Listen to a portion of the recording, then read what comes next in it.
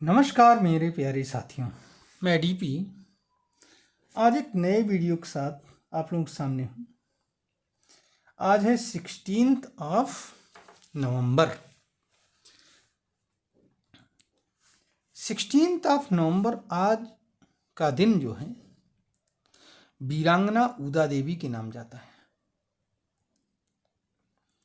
वीरांगना उदा देवी प्रसिद्ध समाजशास्त्री बद्री नारायण तिवारी के शब्दों में अगर हम कहें तो वो बताते हैं कि इनका जन्म कहाँ हुआ था ये कुछ निश्चित नहीं है, कब हुआ था ये भी निश्चित नहीं है, लेकिन अवध के आसपास जो है कहीं गांव से आई थी। इनके पति का नाम मक्का पासी बताया जाता है, जो वाजिद अली शाह की सेना में थे। और वीरांगना उदा देवी जी स्वयं बेगम हजरत महल की सेवा में थी, उनकी अंगरक्षिका थी। 1857 के विद्रोह में चिन्हट के पास में नवाब और अंग्रेजी फौज में टक्कर हुई। उदा देवी के पति मक्का पासी मारे गए। जब ये खबर पहुंची वीरांगना तक तो उनका दिमाग खराब हो गया। अच्छा, यहाँ एक बात बता दें कि जब आप बढ़ेंगे, अब इधर तो हम नहीं जानते हैं, इधर तो हम बहुत ज़्यादा नहीं रिसर्च कर पाए हैं कि यहाँ अपने मतलब कि पूरब की दिशा में क्या होता है, लेकिन जब आप इलाहाबाद, कानपुर, अलीगढ़ इन सब एरियाज में जाएंगे तो यहाँ जो पासी और खटिक ये दो जातियाँ दलित जातियाँ हैं, ये दोनों रहती हैं।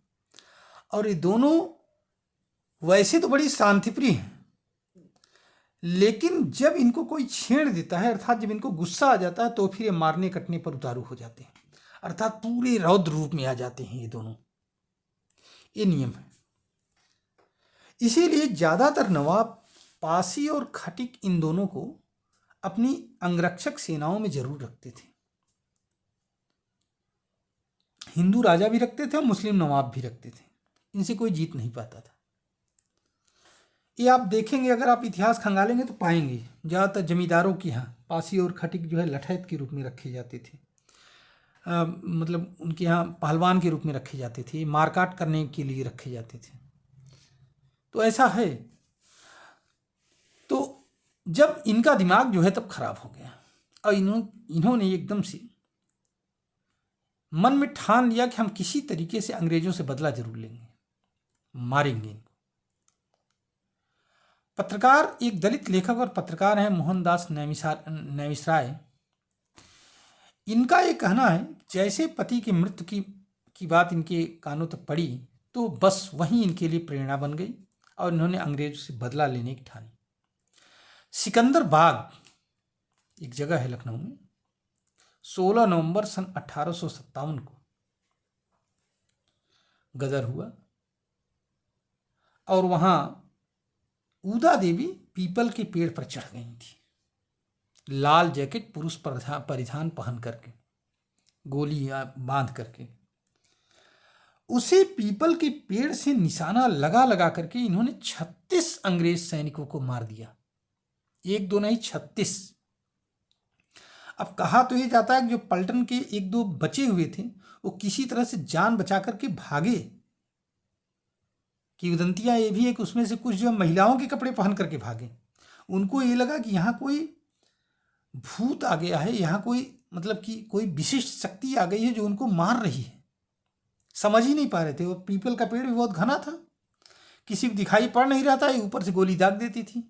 एक सैनिक पर टप लगाया, मारा निशाना, मर गए वीरांगना जी। उसके बाद में जब खबर मिली तो कैप्टन वैलस और डगलस ये दोनों जो हैं आए वहां पर वाच करने के लिए। बद्रीनारायण तिवारी जी बताते हैं कि वाच करने के लिए दोनों पहुंचे और सिकंदर बाग में जो है जब ये गदर चल रहा था तो कैप्टन वायलस और डगलस वहां आए तो अंग्रेजों की लाश पहले देखा 36 के 36 बड़े परेशान। इतने अंग्रेज मार दिए गए, किसने मारा भाई? और गोली ऊपर से ही चले। तो इन लोगों ने जब ध्यान से देखा तो पता लगा कि वहां कोई आदमी लाल कपड़ा पहन करके बैठा हुआ है। बस उसी पर निशाना लगाया, समझ रहे हैं, लाल जैकेट, और उन लोगों ने जो है निशाना लगा करके जब मारा तो उदा देवी नीचे गिर गई। और जब पहुंचे और जैकेट हटाया तो देखा ये तो पुरुष नहीं महिला है। फिर उनकी पहचान उदा देवी के रूप में हुई।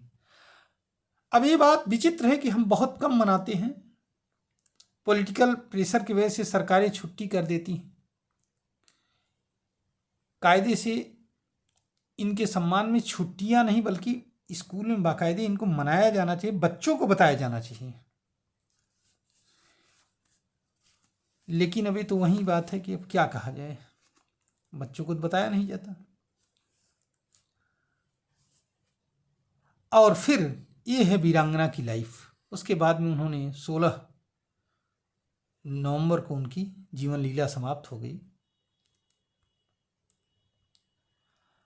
और हम लोगों के लिए एक प्रेरणा छोड़ गई कि अगर हम मन में ठान लें तो कुछ भी कर सकते हैं। अकेले एक लेडी ने ये कर दिखाया था। उम्मीद है कि इनकी यह जीवन जो गाथा है यह हम लोगों के लिए प्रेरणा का विषय बनेगी। आइए हम लोग श्रद्धासुमन अर्पित करें, प्रणाम करें मन से। बस इसके साथ ही मैं अपनी ये बात यहीं पर समाप्त करता हूँ। धन्यवाद, नमस्कार, जय हिंद, जय भारत। इस उम्मीद के साथ कि भारत की नारियां ही नहीं बल्कि पुरुष भी इतने ही साहसी होंगे जितना वीरांगना उदा देवी है। हर पुरुष साहसी तो हैं, लेकिन हर पुरुष अपने अंदर इतना ही जज्बा भरेगा और उस जज्बे का प्रयोग देश के विकास के लिए, देश के शत्रुओं से लड़ने के लिए करेगा। धन्यवाद, नमस्कार, जय हिंद, जय भारत। एक बार पुनः कोटि कोटि श्रद्धांजलि वीरांगना के चरणों में। नमस्कार।